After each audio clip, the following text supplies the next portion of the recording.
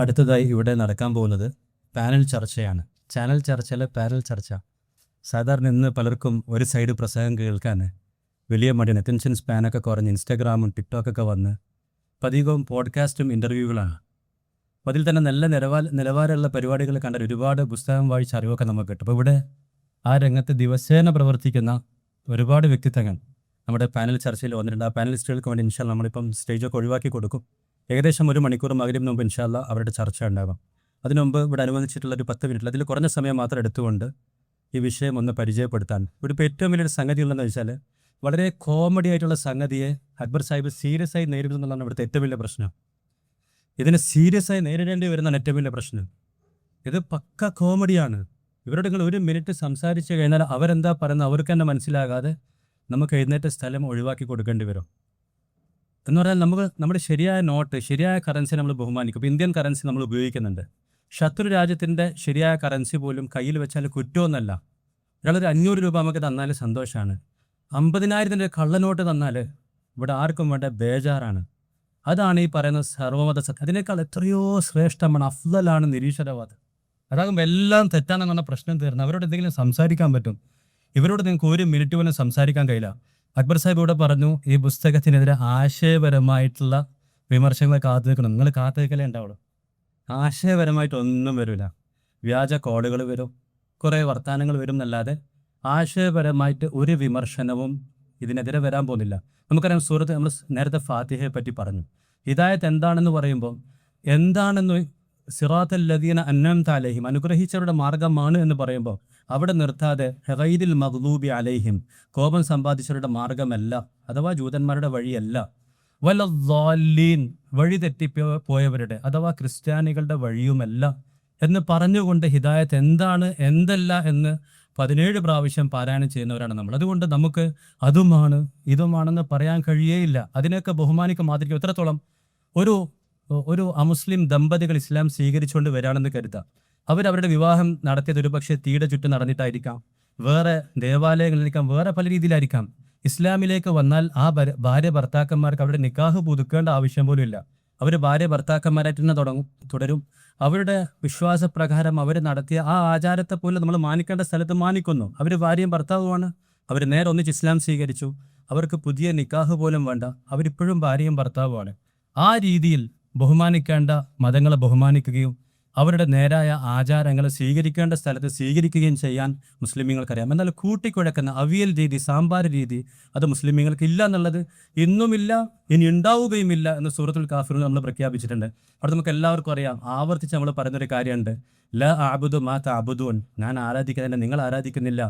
വല അൻതും ആബിദൂന മാ അഅ്ബുദു, എന്നിട്ട് വീണ്ടും പറയാണ് വമാ അന ആബിദു വല അന ആബിദുൻ. ല അഅ്ബുദു എന്ന് പറഞ്ഞു, ഞാൻ ആരാധിക്കുന്നില്ല. വല അന ആബിദുൻ എന്തിനാ രണ്ടാമത് പറഞ്ഞത്? ഞാൻ ഇനി ആരാധിക്കാൻ പോകുന്നുമില്ല. ഇന്നും ഇല്ല, നാളെയില്ല, ഇപ്പോഴും ഇല്ല, ഒരിക്കലും ഇല്ല. ഒരു പ്രാവശ്യം പറഞ്ഞു ഇപ്പം ലാ ആബിദു, ഇപ്പോൾ ആരാധിക്കുന്നില്ല. അതിൽ ഭാവിയിൽ ചെറിയ മാറ്റം ഇല്ല. മാ അന ആബിദുൻ, ഞാൻ ആരാധിക്കാനേ പോകുന്നില്ല. ആ രീതിയിൽ നിരാകരിക്കുന്നവരാണ്. അതായത് ഇത്തരത്തിലുള്ള കള്ള ആശയങ്ങൾ. ഇപ്പോൾ ഈ അടുത്ത സ്ഥലത്ത് ഇവിടെ അടുത്ത് അഹമ്മദിയ മുസ്ലിം ജമാഅത്ത് എന്ന് പറയുന്നൊരു പള്ളിയുണ്ട്. ഇവിടെ എത്രയോ ദേവാലയങ്ങളുണ്ട്, ക്രിസ്തീയ ദേവാലയങ്ങളുണ്ട്, ഹൈന്ദവ ക്ഷേത്രങ്ങളുണ്ട്. അതെല്ലാം നോട്ടുകളാണ്, വേറെ കറൻസികളാണ്. എന്നാൽ ഈ അഹമ്മദിയ മുസ്ലിം ജമാഅത്ത് കള്ളനോട്ടാണ്, അത് കള്ളപ്രവാചകനാണ്. അതേപോലെ കള്ളപ്രവാചകൻ വരികയാണെങ്കിൽ എന്ത് ചെയ്യും? അത്തരം കോമഡി ആശയങ്ങളെ നമ്മൾ സീരിയസ് ആയി നേരിടുമ്പോൾ, ഇതുപോലെ പുസ്തകങ്ങളോടൊക്കെ നേരിടുമ്പോൾ ഒരുപക്ഷെ അവർക്ക് പലപ്പോഴും കാര്യങ്ങൾ മനസ്സിലാകണമെന്നില്ല.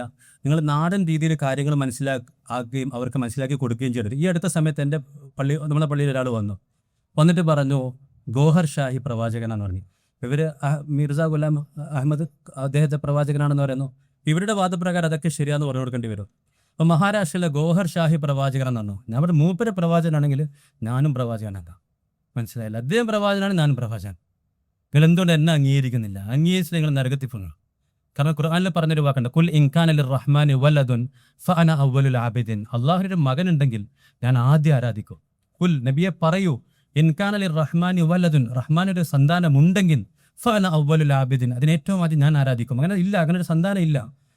അപ്പം ഇങ്ങനെ ഓരോരുത്തരും വന്ന് ഞാൻ നബിയാണെന്ന് കള്ള ആശയങ്ങൾ പറഞ്ഞാൽ അവർക്കൊക്കെ വളം വെച്ച് കൊടുക്കുന്ന രീതിയാണ് ഈ അവിയൽ മതക്കാർ ചെയ്യും. അവർക്കൊരു മതമായി മാറി നിൽക്കാമെന്നല്ലാതെ ഒരിക്കലും ഇസ്ലാമിൻ്റെ പേരിൽ അവർക്ക് പ്രവർത്തിക്കാൻ കഴിയില്ല. അത്തരം ആളുകളുടെ പ്രസംഗം അവർ മുസ്ലിമാണെന്ന് തെറ്റിദ്ധരിച്ചുകൊണ്ട് ഒരിക്കലും നമ്മൾ ഒക്കെ ഉള്ള ഒരു സോഷ്യൽ മീഡിയ പ്ലാറ്റ്ഫോമിലും വരാൻ നമ്മൾ അനുവദിക്കരുത്. മറ്റ് ആശയങ്ങൾ അവർക്കൊക്കെ വരാം, പ്രസംഗിക്കാം, മാർഗയിൽ ഫോർവേഡ് ചെയ്യാം. ഇത്തരം ആശയങ്ങൾ, എല്ലാ ആശയവും ശരിയാണ്, എല്ലാ മതങ്ങളും ഒന്നാണെന്ന് പറയുന്ന തരത്തിൽ പ്രചരിപ്പിക്കുന്നവർ അവരുടെ ഒരു ആശയവും നമ്മളുടെ വേദിയിലേക്ക് വരാൻ അനുവദിക്കരുത്. അതാണ് അവർക്ക് നൽകേണ്ട ഏറ്റവും നല്ല സ്വീകരണം. അതുപോലെ തന്നെ ഇവരുടെ ഈ ആശയപ്രകാരം നമ്മളുടെ ശുഹദാക്കളുടെയൊക്കെ ജീവിതം പാഴായിപ്പോയി. ബിലാലുള്ള എൻ്റെ ദേഹത്ത് പാറ എടുത്തു വെക്കുമ്പം നബിതങ്ങൾക്ക് പറഞ്ഞാൽ എല്ലാം ശരിയാണ് ബിലാലെ, അദ്ദേഹം അള്ളാഹു അഹദ് അഹദ് എന്ന് പറയേണ്ടതുണ്ടോ? ഇനി അവർക്ക് അതിനേക്കാൾ ദേഷ്യം വരുന്ന വാചകമുണ്ടെങ്കിൽ ഞാൻ അത് പറയുന്നു, അദ്ദേഹം പറഞ്ഞിട്ടുമുണ്ട്.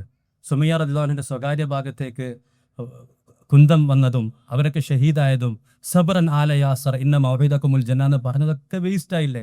ഇസ്ലാമിന്റെ പേരിൽ, നബിതങ്ങളുടെ പേരിൽ ഈ ആശയം പറയുകയാണെങ്കിൽ നബിതങ്ങൾ അവരൊക്കെ കൊലക്ക് കൊടുത്തില്ല, പറഞ്ഞാൽ പോരായിരുന്നോ? എല്ലാ മതങ്ങളും ഒന്നാണ്, എല്ലാ ആശയങ്ങളും ശരിയാണ്, എന്തിനവരുടെയൊക്കെ ജീവിതം, എന്തിനവരൊക്കെ രക്തസാക്ഷികളായി? ഇവർ യഥാർത്ഥത്തിൽ ചെയ്യുന്നത് ആത്മീയ ചൂഷണമാണ്, കാപട്യാണെന്ന് പറഞ്ഞു.